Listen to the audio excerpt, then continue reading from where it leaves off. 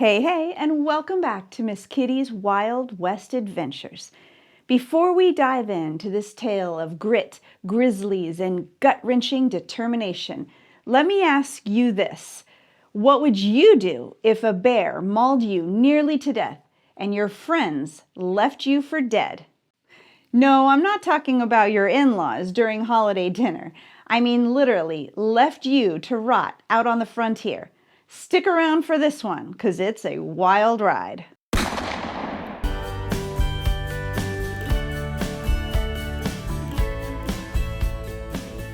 In the early 1820s, the American West was a rough, uncharted wilderness filled with danger, opportunity, and more than a few men willing to risk life and limb for beaver pelts.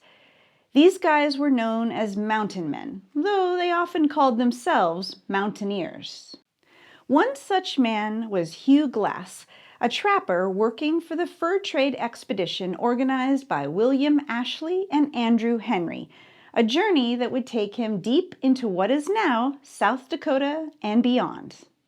But before he faced the bear that would make him legendary, Glass had already seen combat with Native American tribes, including a brutal fight with the Atakara villages along the Missouri River, where his group suffered heavy losses. It was the first of many near-death experiences that would define his frontier life. One late summer day in 1823, while scouting the game ahead of his party, Glass came face to face with a protective mother grizzly and her cubs. Before he could fire his rifle, the bear charged, viciously mauling him, rending flesh, breaking bones, and leaving him with life-threatening wounds. His companions rushed to kill the bear, but Glass was in terrible shape.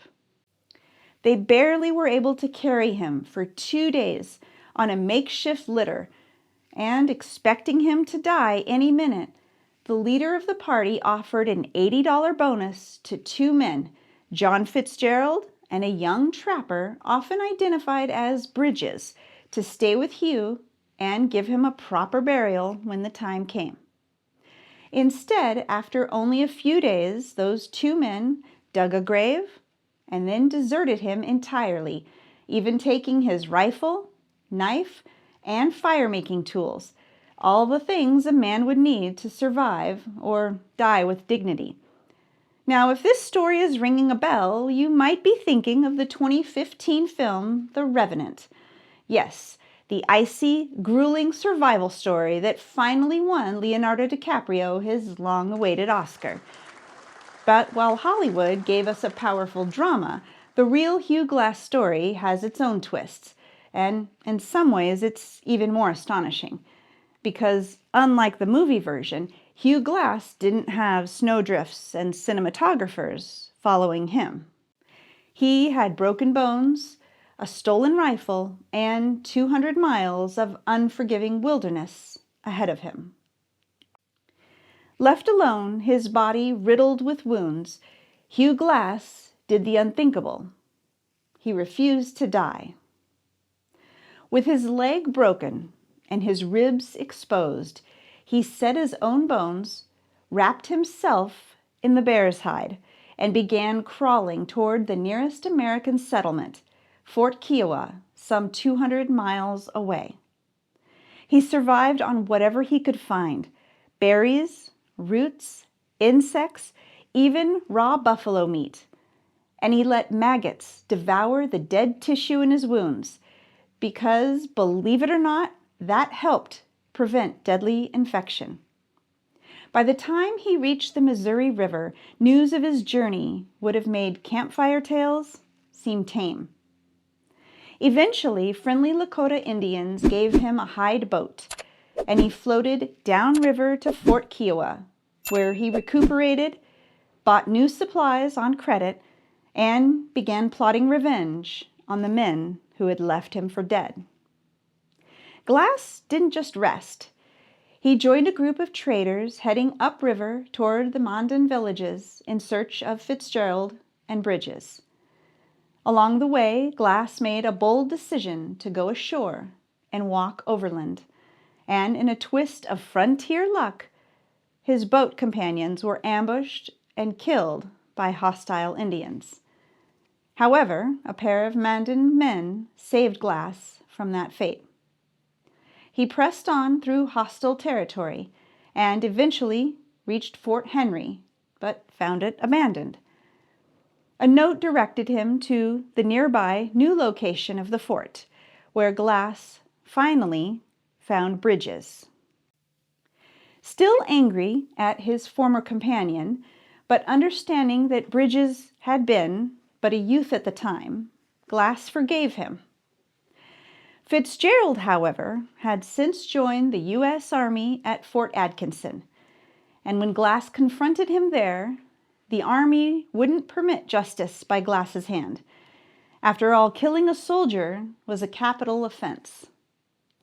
The officer did, however, return Glass's stolen rifle and offered a piece of frontier compromise. If Fitzgerald ever left the Army, Glass would have his chance at retribution.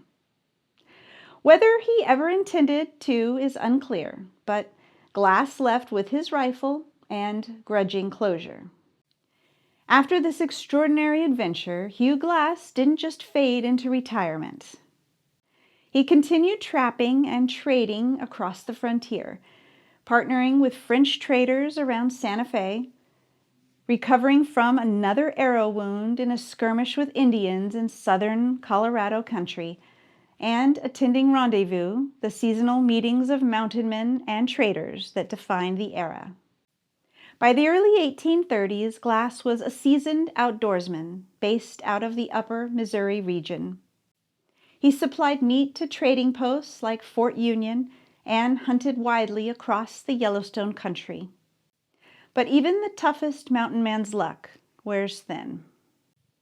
In 1833, while crossing the Yellowstone River with fellow trappers, Glass and two companions were ambushed by Arikara warriors. All three were shot, scalped, and killed. The final chapter of a life that had already defied death more than once. From a near-fatal bear attack to crawling hundreds of miles with broken bones, from solitude in the wilderness to courage in battle and grudging mercy toward former friends, Hugh Glass's story isn't just a frontier yarn. It's a testament to human resilience and the wild, unforgiving world of the Old West. If that hasn't made you appreciate how tough those early mountain men were, I don't know what will. If you enjoyed this episode of Miss Kitty's Wild West Adventures, be sure to give this video a thumbs up, hit that subscribe button, and ding the bell for notifications. And in the meantime, Duck Holiday and I will catch you on down the trail.